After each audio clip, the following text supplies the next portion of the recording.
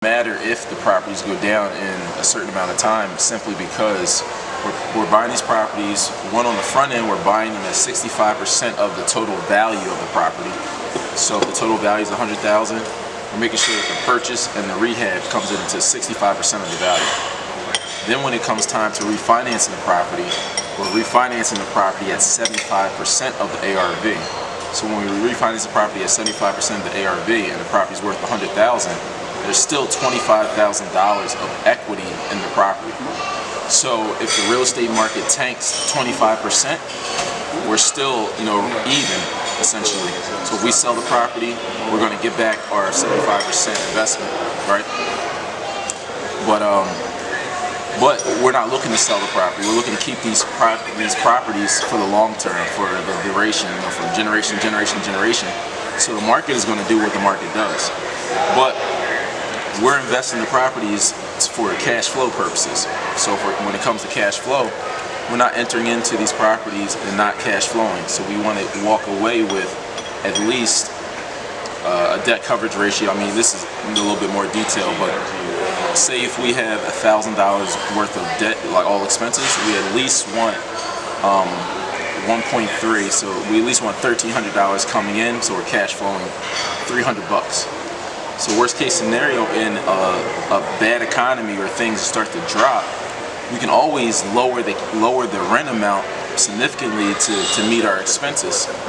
And then as the economy picks back up, we can raise rents.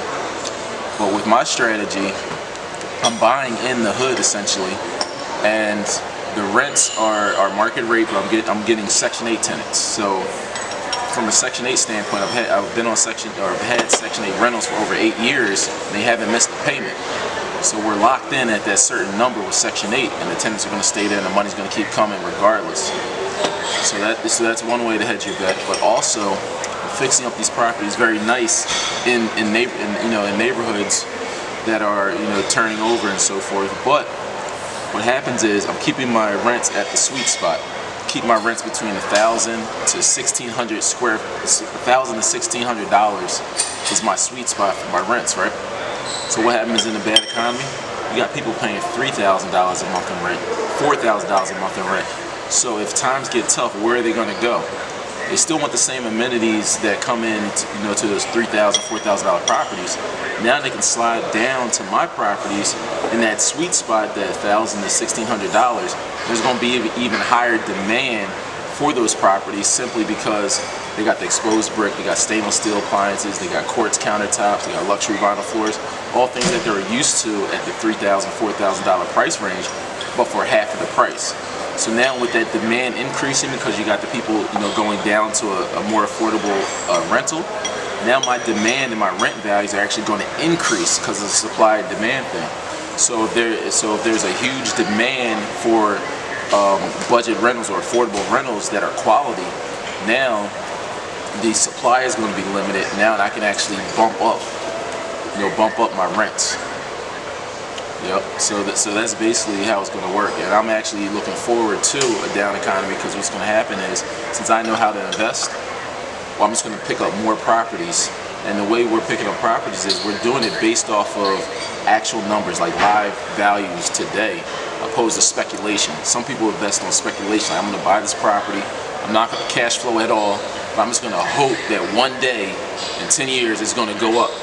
I don't care about speculation. All I care about is where are my numbers at right now, today. Am I going to cash flow today? Am I buying at 65% of the value today?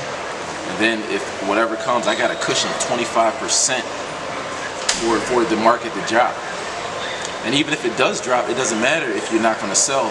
What does it matter? It's just like playing the stock market, where if your stocks plummet 50%, it doesn't matter unless you're going to cash out. It's not a loss until you actually physically cash out. You feel me? So it's not a loss until you actually physically cash out. So we're not playing this real estate game for the short term. So even it's like, oh man, my property value was $100,000, now it's worth $75,000. Who cares if you're still able to cash flow? Because you still have the mortgage. It's being paid by not yourself, but it's being paid by the tenant. So as you keep having tenants, you're going to be able to continue to pay down that rent. And another thing is, as the economy goes down, there's going to be even more renters because now people aren't buying houses. right? That was going to be kind of my next. So now that's supply and demand again.